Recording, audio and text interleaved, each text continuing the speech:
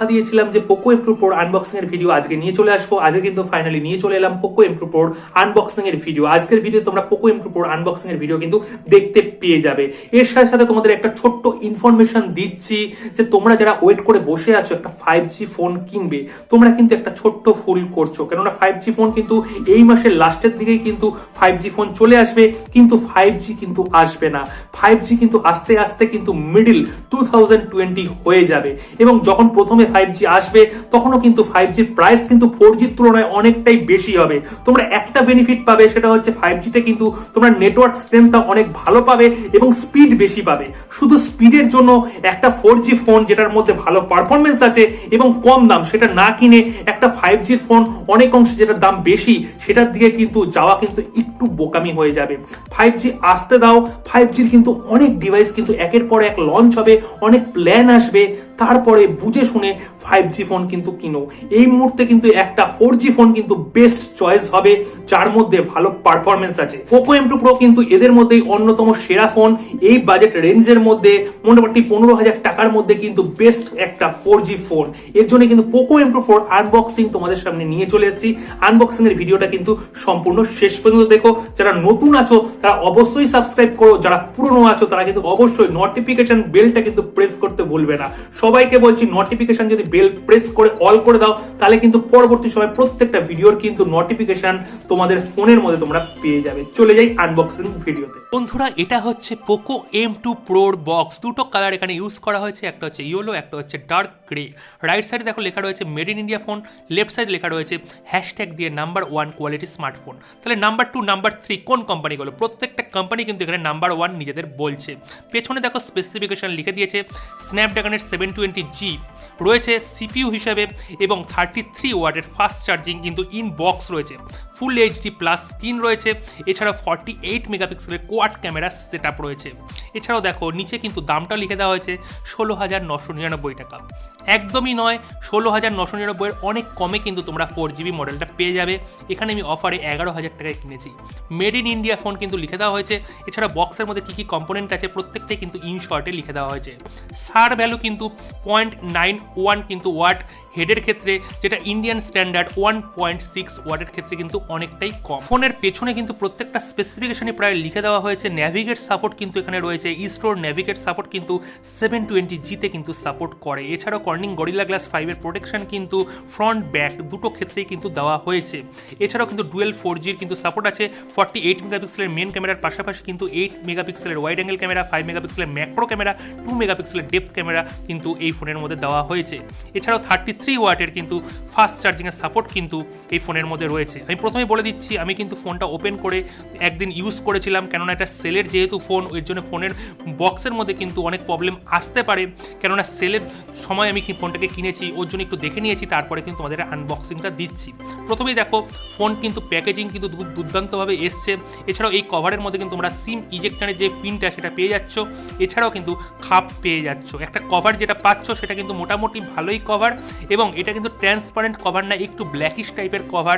তার মধ্যে কিন্তু কোনো ইয়োলিশ কোনো ভাব কিন্তু পরবর্তী সময় আসবে না। এর জন্য কিন্তু এই কভারটা কিন্তু তোমরা মোটামুটি 2-3 মাস তো ইউজ করতেই পারো। এছাড়াও ফোনের মধ্যে কিন্তু ম্যানুয়াল বুকগুলো দিয়ে দিয়েছে, ওয়ারেন্টি কার্ড দিয়ে দিয়েছে।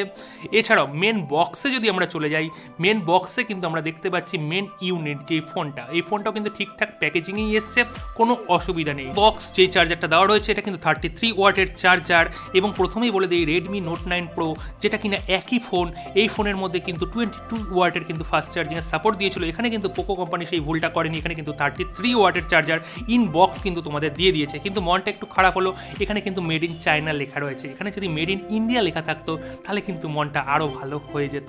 চার্জার কিন্তু ডাইরেক্ট চায়না থেকে ইম্পোর্ট করে কিন্তু ইন বক্স কিন্তু দিয়ে দেওয়া হয়।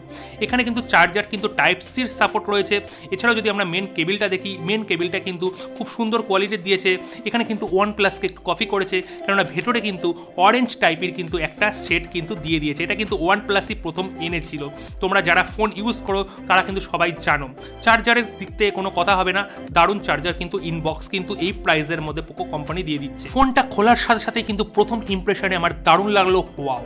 পেছনে কিন্তু কর্নিং গরিলা গ্লাস 5 এর প্রোটেকশন, ফোনটা প্রচণ্ড গ্লজি দেখতে এবং সামনেও কিন্তু কর্নিং গরিলা গ্লাস 5 এর প্রোটেকশন রয়েছে। পেছনে কিন্তু কোয়াড ক্যামেরা সেটআপ রয়েছে, 48 মেগাপিক্সেলের মেন ক্যামেরা, স্যামসাংয়ের ক্যামেরা GM2 সেন্সর কিন্তু এখানে ইউজ হয়েছে, 8 মেগাপিক্সেলের ওয়াইড অ্যাঙ্গেল ক্যামেরা, এছাড়া 5 মেগাপিক্সেলের ম্যাক্রো ক্যামেরা, 2 মেগাপিক্সেলের কিন্তু ডেপথ ক্যামেরা রয়েছে, সঙ্গে কিন্তু এলইডি ফ্ল্যাশও রয়েছে। এছাড়া ফ্রন্টে যদি আমরা তাকাই, ফ্রন্টে কিন্তু আমরা 16 মেগাপিক্সেলের কিন্তু সেলফি ক্যামেরা পেয়ে যাব। ফোনের স্ক্রিনটা হচ্ছে কিন্তু এখানে একটু বড়, একটু কিন্তু চওড়া লাগছে, কিন্তু ফোনটা কিন্তু একদম সলিড একটা ফোন। আমরা ফোনটাকে স্টার্ট করে নিলাম। প্রথমেই বলছি যে ফোনটাকে কিন্তু আমরা প্রথমে স্টার্ট করে কিন্তু সেট আপ করে নিয়েছি, তারপরে কিন্তু তোমাদের ওভারভিউ দিচ্ছি, নইলে কিন্তু অনেকটা সময় লেগে যেত। পোকো এই কোম্পানিটা কিন্তু প্রথমে আমরা দেখতে পেলাম, সঙ্গে কিন্তু MIUI এর সাপোর্ট পাচ্ছি। এখানে কিন্তু আমরা ইনবক্স MIUI 12 এর কিন্তু সাপোর্ট পেয়ে যাচ্ছি। যারা প্রথম দিকে এই ফোনটা কিনেছো তারা কিন্তু 11 এর সাপোর্ট পেয়েছিলে, আপগ্রেড করে নিয়েছো। এখন কিন্তু যারা কিনছো তারা কিন্তু MIUI 12 এর কিন্তু সাপোর্ট ইনবক্স পেয়ে যাচ্ছ। লেফট সাইডে দেখো, এখানে কিন্তু সিম ইজেক্টরের জায়গা, এখানে কিন্তু আমরা দুটো সিম সঙ্গে একটা মেমোরি কার্ড লাগানোর কিন্তু জায়গা পেয়ে যাচ্ছি, মানে ট্রিপল শট কিন্তু আমরা পেয়ে যাচ্ছি। নিচে দেখো, এখানে কিন্তু টাইপ সি চার্জিং এর পোর্ট আমরা পাচ্ছি। লেফট সাইডে কিন্তু 3.5 mm অডিও জ্যাক এবং সঙ্গে থাকছে কিন্তু রাইট সাইডে স্পিকার এবং মাইক্রোফোন। রাইট সাইডে কিন্তু এখানে ফিঙ্গারপ্রিন্টেড সেন্সরের কিন্তু আনলকের জায়গা পেয়ে যাচ্ছি। এছাড়া ওপরে আমরা ভলিউম রকারের কিন্তু সুইচ পেয়ে যাচ্ছি। যদি এখানে ডিসপ্লে সেকশনের কথা বলি, এখানে কিন্তু পোকো কোম্পানি 6.67 ইঞ্চির কিন্তু একটা IPS ফুল HD প্লাস কিন্তু প্যানেল ইউজ করেছে। এখানে যদি পোকো কোম্পানি একটা সুপার অ্যামোলেড প্যানেল ইউজ করতো তাহলে কিন্তু জমে ক্ষীর হয়ে যেত, কিন্তু এই প্রাইস রেঞ্জের মধ্যে কিন্তু যেই প্যানেলটা দিচ্ছে তার ব্রাইটনেস থেকে শুরু করে কালার সমস্ত কিন্তু খুব সুন্দরভাবে কিন্তু মেনটেন করেছে। আমি কিন্তু কোনো কমপ্লেন করার জায়গা এখানে পাচ্ছি না।